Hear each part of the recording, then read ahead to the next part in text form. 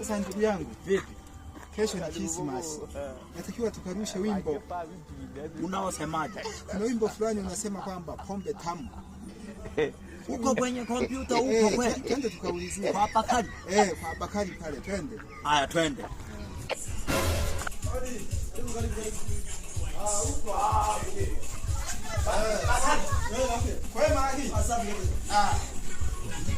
Tunataka kurusha kawi. Hapo vipi? Asabu kabisa. Wewe maisha. Tumekuja kurusha kawimbo hapa, anasema kwamba kuna kanyimbo kanasema pombe tamu. Kasi kukuu. Yaani tunasikiliza kwenye kisa. Pombe tamu pia tamu. Pombe tamu. Pombe tamu. Yaani tunataka tusikilize kwenye Christmas.